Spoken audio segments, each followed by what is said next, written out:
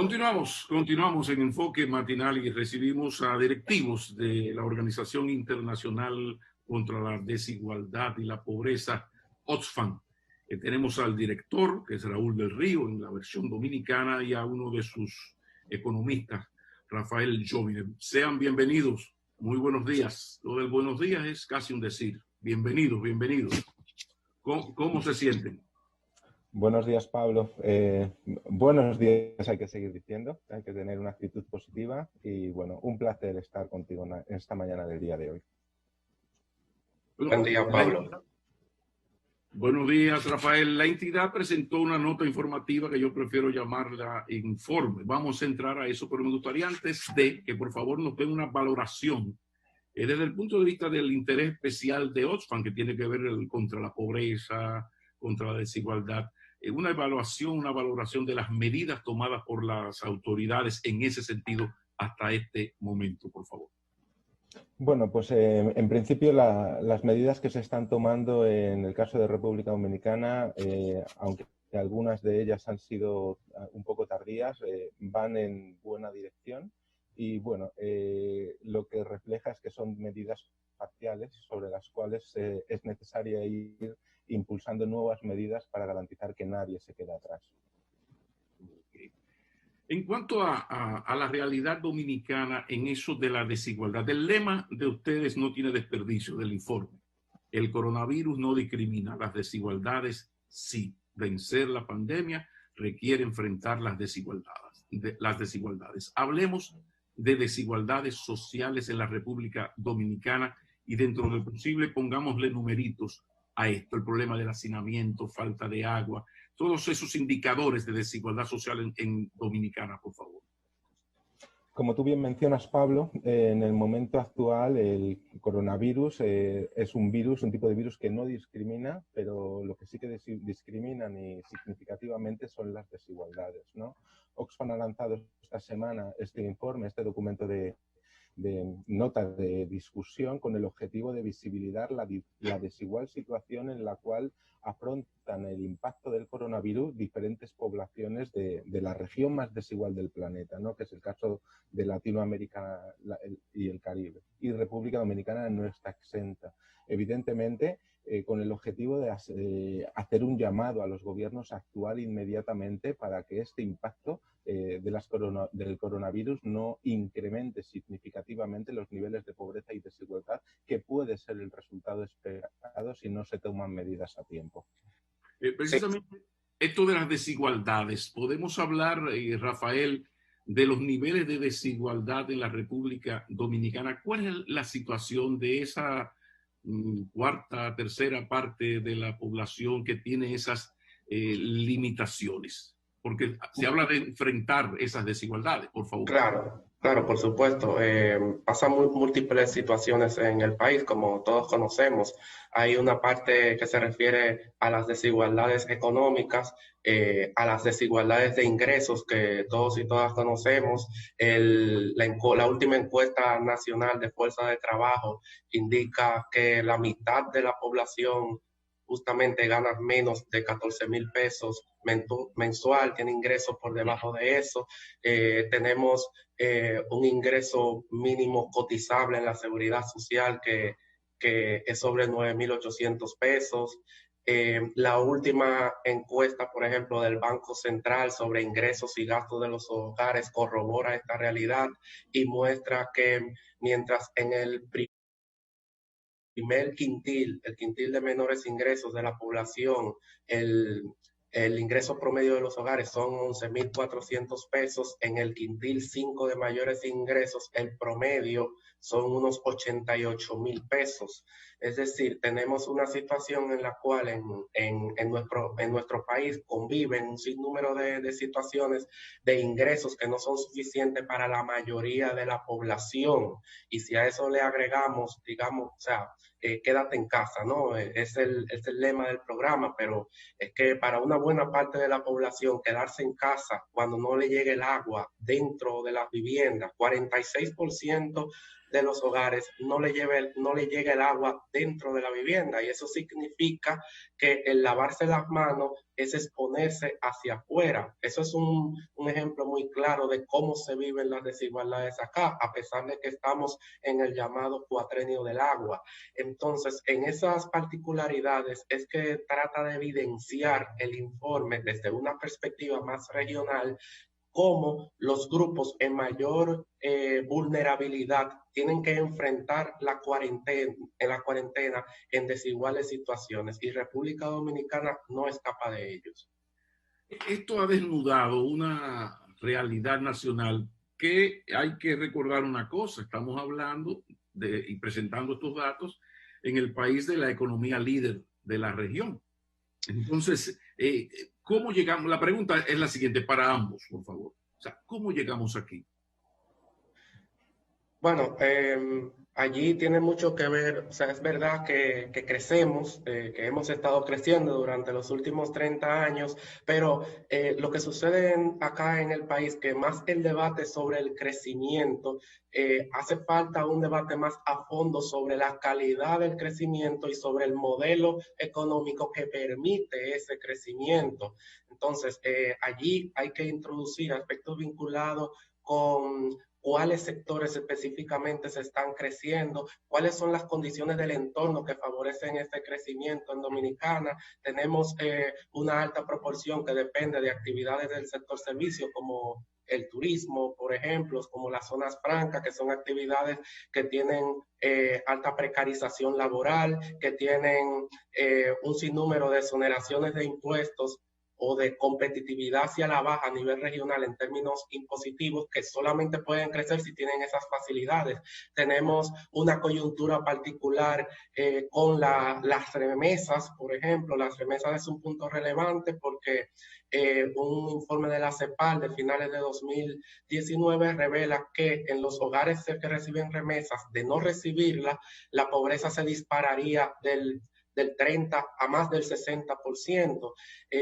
Tenemos una serie de situaciones que hay que ver, digamos, en su dimensión para entender por qué presentamos cifras de crecimiento económico, pero independientemente de eso, sí que es verdad que el Estado como tal, a través de los distintos gobiernos que hemos tenido, no han sido capaces de aprovechar esos recursos del crecimiento para enfrentar definitivamente los problemas que nos atacan. Y en ese sentido es que el informe, la nota informativa que hemos presentado en este caso, trata de evidenciar dónde están las brechas que en esta cuarentena deberíamos de ir afinando para combatir efectivamente las desigualdades, y por eso se proponen medidas tanto de corto plazo o en la etapa de emergencia como medidas de recuperación.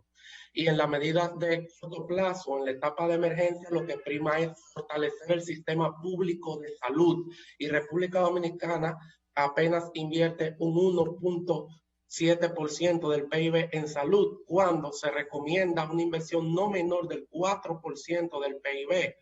República Dominicana se encuentra en una situación en la cual el gasto de bolsillo de los hogares es proporcionalmente el doble del gasto que ejecuta el gobierno, y el modelo de seguridad social que hemos implementado en los últimos 15 años no ha paliado esta situación.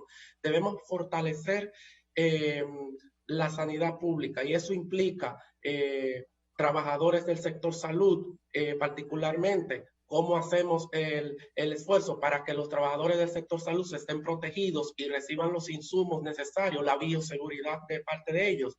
¿Cómo hacemos esfuerzo particularmente para garantizar que efectivamente se cuentan con toda la provisión de equipos, materiales, camas, unidades de cuidados intensivos, las pruebas, la democratización de las pruebas para detectar los contagiados y detectar particularmente los asintomáticos? Todo el cúmulo de medidas sanitarias que son de emergencia tienen que garantizar que esos recursos estén allí. Y lo que hemos escuchado de momento es, en el tercer país que menos invierte en salud, que es República Dominicana, en la región latinoamericana, lo que hemos escuchado de momento es que apenas se le han transferido unos 5.000 millones de pesos al sector salud adicionales a los que tiene. Y esas medidas claramente es insuficiente en un Estado que tiene recursos por donde puede reorientar una cantidad significativa de recursos que no son prioritarios. Raúl, Yo ¿algo que añadir? complementaría, Pablo, sí, yo complementaría dos aspectos, o sea, respondiendo a tu pregunta. El crecimiento económico que se ha venido dando en República Dominicana, si bien las cifras de reducción de la pobreza están ahí, los niveles de desigualdad siguen siendo muy prominentes. Es decir, ha habido un crecimiento económico desaprovechado, que es en estos momentos de crisis cuando se visualiza. Y también hay que hacer mención a lo que es el fenómeno de elevada concentración de la riqueza en una serie de élites económicas y políticas que han amasado grandes fortunas económicas. Hay que dejarlo constante en todo momento y podemos visualizarlo en el momento actual de impacto de una crisis cuando la ausencia de políticas, como ha mencionado Rafa, hace que tengamos que buscar soluciones paliativas cuando deberíamos de estar hablando en todo momento de lo que es la inversión constante, el gasto público y el gasto social que está incorporado en el presupuesto nacional. Lamentablemente, en el caso de República Dominicana, vemos cómo hay una insuficiencia del gasto público que hace que no todas las poblaciones puedan enfrentar el impacto del coronavirus en el momento actual. Grupos poblacionales concretos, bueno, pues evidentemente hablar de una cuarentena sin una ayuda económica para más de la mitad de población, que es sector informal, que tiene que salir a la calle, en este caso a tener acceso a una comida para el día, no se puede hablar de quédate en casa con una cuarentena sin tener garantizado ese ingreso que en algunos casos no va a poder ser cubierto a través de los programas que ha definido el gobierno. Pero en esta pregunta puede estar el resto de la entrevista. Ante todo esto, no se descarta la necesidad de un toque de queda 24/7 si las cosas se salen de control, si es que están en control, pero existe la realidad planteada por ustedes. Viene la pregunta, medidas, ¿qué hacer ante la posibilidad, ya es casi seguro, de mantener el toque de queda 5 de la tarde, 6 de la mañana, posibilidad de ampliarlo, incluso llevarlo a 24/7, pero ante esta realidad bien descrita por ustedes, ¿qué hacer? Medidas, ¿qué hacer? ¿Qué se puede hacer, por favor? Adelante. Bueno, precisamente en el informe que hemos sacado se hacen una serie de sugerencias. Es un conjunto de sugerencias en términos generales a nivel regional, pero que se pueden aplicar perfectamente en el caso dominicano. Es verdad que la orientación en gran medida de las sugerencias de corto plazo o en el marco de la emergencia, digamos, esa orientación el gobierno la ha tomado en principio, digamos, en cuanto a la conceptualización, por ejemplo, de realizar transferencias condicionadas a la población más vulnerable o de garantizar un ingreso mínimo temporal a los desempleados o de una serie de condonaciones de deuda, de pagos de impuestos en general. El punto es que son insuficientes. Por ejemplo, el programa Quédate en Casa garantizaría un ingreso de unos 5,000 pesos mensuales para 1.5 millones de hogares, pero la cuestión está en que eso apenas representa la tercera parte de lo que gasta un hogar en el quintil de menores ingresos de la población. Por lo tanto, la medida es insuficiente y habría que eventualmente generar mayores recursos para eso.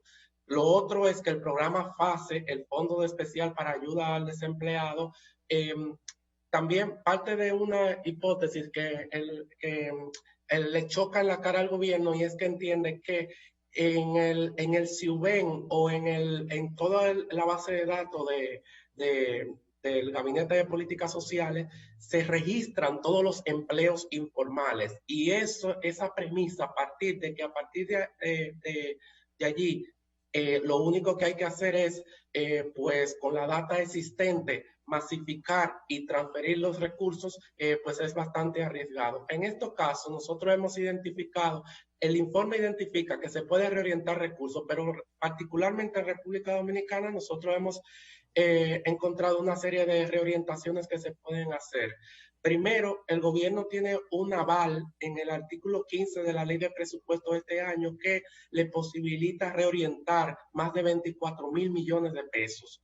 Con ese dinero adicional, 24.000 millones, más los 5.000 millones que ya tiene el fondo del presidente de la República, que le avala esa misma legislación, más una serie de otras medidas que se pueden tomar en fondos que no son necesarios hoy día. El Programa Nacional de Asfaltado, en esta coyuntura, esos recursos, esos más de 8.000 millones de pesos, pudiesen transferirse al Ministerio de Salud Pública o pueden transferirse recursos hacia el Gabinete de Políticas Sociales para garantizar una mayor cobertura a los hogares del programa Quédate en Casa o para ampliar las posibilidades de los trabajadores y asegurarse luego en el programa FASE que efectivamente las empresas van a pagar la contrapartida, porque eso hay que garantizarlo. Si se le está dando facilidades, primero tributarias, es decir, las empresas acogidas al régimen tienen facilidades tributarias de que pueden desplazar el pago de determinados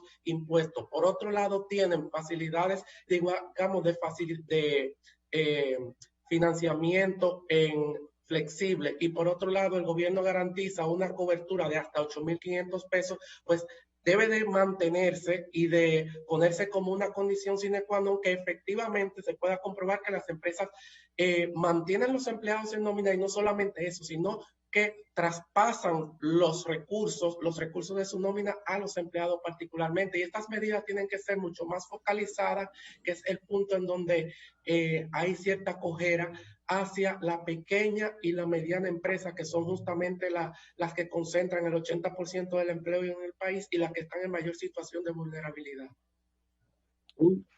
Pablo, yo complementaría, si me permites, la explicación de Rafa con medidas de protección social que actualmente no han sido todavía tocadas, no han sido todavía impulsadas desde el gobierno. Una debe de ser específicamente dirigida a proteger especialmente a las mujeres como un colectivo altamente vulnerable al impacto de la crisis, o más vulnerable al impacto de la crisis, porque así lo dicen diferentes estudios, y se deben establecer protocolos adaptados en materia de violencia contra las mujeres. No es verdad que establecer un confinamiento en situaciones en las cuales hay una situación de violencia en un entorno familiar o en un hogar, y desde el gobierno no se impulsan urgentemente medidas y se socializan públicamente estas medidas para que mujeres víctimas de malos tratos puedan denunciar a su maltratador.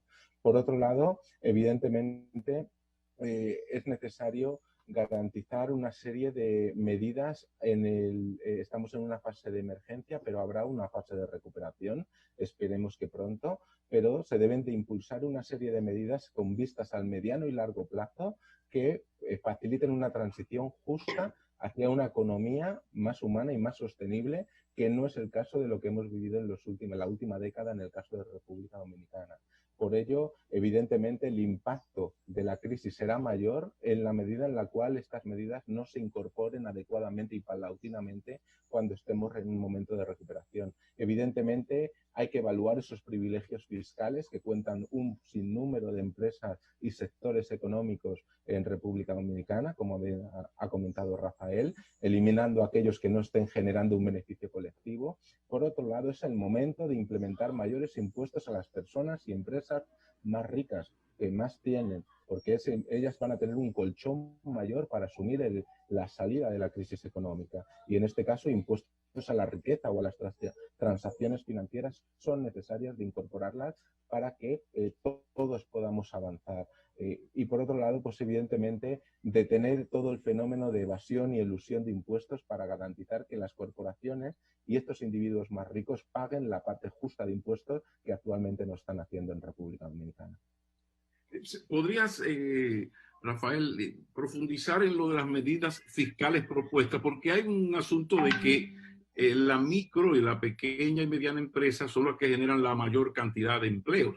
Luego están las grandes empresas, que es donde están los que más recursos tienen. Pero ¿cuáles medidas específicas ustedes proponen. Ya vi algo ahí parecido a la revisión una a una de las excepciones, de las excepciones fiscales. Por ahí puede andar la cosa. Les escucho. Claro, hay que tomar en cuenta precisamente que a quienes más hay que proteger en estos momentos es a la pequeña y la mediana empresa.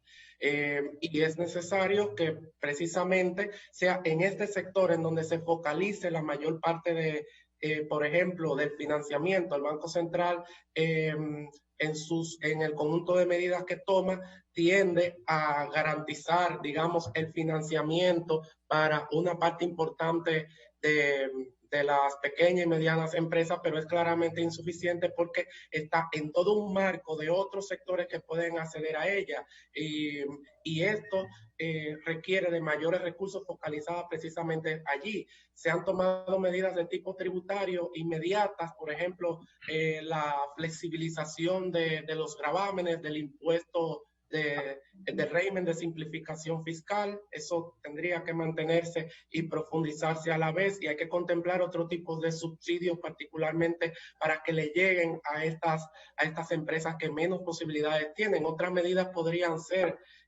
habría que evaluar el caso, ¿no? Pero el gobierno también tiene todo un plan de compras y contrataciones públicas en la medida en la que sea posible garantizar que una parte de las compras y contrataciones que todavía están focalizadas en grandes empresas, compras de equipo, compras de materiales, compras de alimentos y bebidas, compras en general que requiere el Estado Dominicano, que pueden ser redireccionadas precisamente a que sean esas pequeñas y medianas empresas. Es verdad que el registro de proveedores del Estado ha pasado de 19,000 a más de 80,000 empresas en estos 6 años, pero la proporción de las compras, es decir, qué tanto le compro a una determinada empresa, todavía está concentrada en las grandes. En el programa INAVIE de bienestar estudiantil, por ejemplo, más del 80% se concentra en 2 o 3 empresas grandes, mientras que las otras solo reciben remanentes. Es decir, habría que ver de qué forma se puede reorientar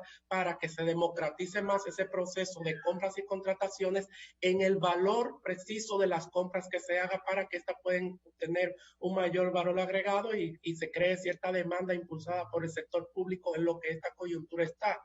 Y allí hay que contemplar otra serie de opciones que tiene el Estado Dominicano. O sea, no solamente con la pequeña y mediana empresa, nosotros tenemos un fondo patrimonial de empresas reformadas, el FOMPER, que es el capital estatal en el sector privado a raíz de la privatización que se hizo hace 20 años, que por allí se puede jalar. ¿Qué es lo que hace esta entidad? Esta entidad recibe 2.400 millones de pesos y va a cada comunidad a repartírselo al alcalde, al político de turno, y hace cualquier obra social. Esos recursos pueden concentrarse directamente en el gobierno central y a partir de ahí focalizarlo o al Ministerio de Salud Pública o a alguno de los programas de transferencia condicionadas para fortalecerlo. Tenemos la situación del peaje sombra. En una situación de emergencia nacional, el gobierno tendría la suficiente legitimidad como para congelar los ingresos adicionales que le está traspasando a esa autopista. Ahí habría 1.000 millones de pesos que pudiese fácilmente conseguir, como mínimo. Nosotros tenemos una situación particular con la factura petrolera, que ya ha sido propuesta por otros entes. Precisamente se ha cotizado, se ha formulado un presupuesto general del Estado en base a una factura de $59 el barril, y está en promedio entre 28 y 30, pero a la vez los minerales, el ingreso minero, o sea, los ingresos mineros también pueden ser una forma de compensar si se incrementa la participación del Estado, que ha sido mermada a pesar de que la onza Troy de oro está a $250 en promedio más cara que lo que estaba lo que estaba cuando se formuló el presupuesto de este año. Y también tenemos otro tipo de medidas. Se supone que el día 30 de marzo, es decir, antes de ayer, Odebrecht le tuvo que haber transparentado o transferido a la Procuraduría General de la República $16 millones, parte del acuerdo que se tiene con esta entidad. Perfectamente eso en esta coyuntura podría precisamente reorientarse para garantizar garantizar que se tiene más recursos para quienes más lo necesitan. Y también hay otras medidas que se pueden tomar. Por ejemplo, es un momento de hacer un debate abierto, y esto en el informe se plantea explícitamente, sobre la renegociación de la deuda pública. Nosotros solamente este año, en pago de deudas atrasadas con tenedores de bonos, con proveedores internacionales, con organismos internacionales, tenemos más de 136.000 millones de pesos. Ahora mismo hay un debate regional y una petición para que se condone parte o parcialmente la deuda que se tiene en la región, particularmente República Dominicana, carga una mochila social muy pesada por lo que significa la deuda pública. Perfectamente estos organismos internacionales multilaterales pudiesen estar canalizando vías para que se condone parte de esa deuda. Y del sector privado, sí te puedo decir que más allá de la filantropía y de las reformas estructurales que se requieren ahora mismo, como las que menciona Raúl, de las medidas fiscales, de tributar más, también pueden hacer un esfuerzo mucho mayor en apoyar las autoridades. Hay medidas, por ejemplo, en el pasado se ha, por ejemplo, asumido por parte de determinados supermercados o farmacéuticas o demás el ITEVIS en días determinados de la semana. Eso tiene precedentes en el país. Perfectamente pueden hacer algo para que la carga tributaria de los hogares de clase media y empobrecidos sea menor, asumiendo parcialmente el pago ellos mismos de los tributos. Es decir, hay una serie de opciones que tiene el Estado Dominicano para poder garantizar mayores recursos. Gracias, gracias. Lo cierto es que en esta tragedia está llevando a la humanidad y a nuestros países a lo que ha sido el lema de Oxfam, esto de una economía más humana y más sostenible, a ver hasta dónde llegamos, pero tal parece que no hay otro camino, que esta desgracia ha sido tan mala que algo bueno nos ha de traer. Muchísimas gracias a Raúl del Río, que es el director local de Oxfam, y a Rafael Jóvenes, que ya ustedes vieron lo brillante y lo bien documentado que está este joven economista que nos ha planteado pues un poco el drama social y cómo enfrentarlo. Muchísimas gracias, señor. Pablo, muchísimas gracias. ¿Me permites una coletilla publicitaria, si eres tan amable? Por favor, por favor. En estos momentos en los cuales hay una invitación clara a quedarnos en casa, quería compartir con todo el público que nos pudiera estar viendo una oportunidad de ocio y también de análisis de la realidad que el próximo viernes, este viernes, ¿no? El viernes 10 de abril, estará a través de Ciudad Alternativa, una organización muy potente en República Dominicana, estrenando un documental que elaboró sobre la realidad, la diferencia realidad en la que afrontan el impacto del coronavirus en barrios marginales, en barrios de la ciudad de Santo Domingo. El documental se llama Batata y tendrá 3 proyecciones de 3 capítulos que componen la serie. El viernes 10 el primer capítulo, sábado 11 y domingo 13, y se podrá visualizar a través del canal Ciudad TV en YouTube, Ciudad TV, y les invito a que pueda el público pues, a hacer uso de esta plataforma para tanto de entretenimiento como de conocer la realidad de cómo las personas afrontamos el impacto del coronavirus de forma muy diferenciada. Muchas gracias. Gracias a nuestros amigos de Oxfam. Continúa Enfoque Matinal. Vamos a una breve pausa.